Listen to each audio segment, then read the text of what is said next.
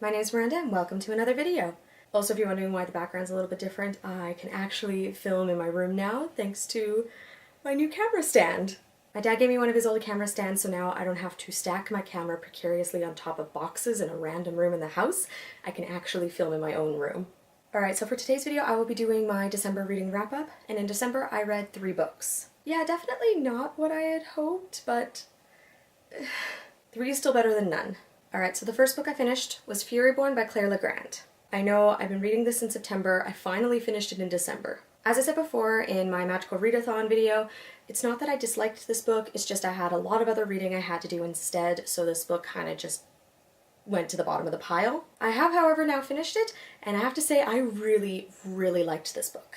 I gave it a 4 out of 5 stars, and quite frankly, I am so excited for the sequel. This book follows 2 girls who are 1,000 years apart, and they are connected via a prophecy with the coming of the Sun Queen and the Blood Queen. My favorite thing about this book was the flashbacks, because you slowly piece together exactly what happened to lead to what is the very first chapter of this book. I really like books like this. I like books where you know what's happening, but you don't understand why until much later in the book, because you slowly get information fed to you. I know it's not quite for everyone. I do know people who really do not like a lot of flashbacks in their books, but I personally really like them, so I loved this book. The other thing I really liked was I had a theory going that I really was absolutely convinced I was wrong, but it did turn out I was right. And I like it when a book can keep me guessing as to whether or not what I'm thinking is going to happen will actually happen. Next up I read The Bear and the Nightingale by Catherine Arden. Alright, so this is definitely by far my favorite book I read this month. I gave it a 5 out of 5 stars. This book follows a young girl by the name of Vasilissa. I apologize if I'm mispronouncing that. She's also called Vasia by her family. And she grew up loving to hear the stories about Frost, the blue-eyed winter demon in Russia. The older Vasia gets, the more in danger her village becomes because of these changes her stepmother is trying to implement, and it is putting everyone in danger as they slowly forget about the old folk spirits.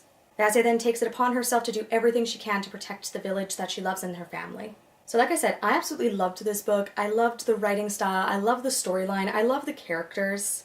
I also liked how this is a historical fiction, technically, that has fantastical elements because it brings Russian folklore to life. So I'd never read a book like this before, so it was very brand new to me, and I have to say I absolutely adored it. Can't wait to eventually read the sequel, and I'd love to read more books that are like this.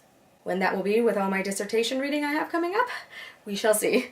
And the last book I read, and I've already returned the copy to the library, but I read Language of Thorns by Leigh Bardugo. So this was an alright book for me. It was a collection of folktales and lore from the Grishaverse universe.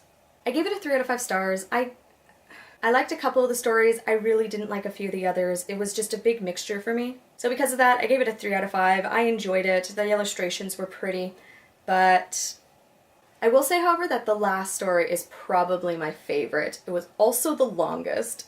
If you do, however, really enjoy the Grishaverse or Leigh Bardugo, I would recommend reading this book. It is interesting. It's fun to read these, especially because there is definitely some influence from a lot of other folktales and fairy tales from around the world, but they're still very much their own story. So yeah, I didn't dislike it, I didn't love it, it was alright. So there you have it, those are the 3 books I read in the month of December. Yeah, I'm probably not going to be reading more than 2 or 3 books a month from now on because of my dissertation work that I have to do. So I'm already thinking I'm probably only going to do my monthly wrap-ups every second month from now until my dissertation is handed in. Thank you so much for watching. If you like this video, please give it a thumbs up. And if you want to see more videos by me, both bookish and travel related, please be sure to click that subscribe button down below. And I'll see you next time. Bye!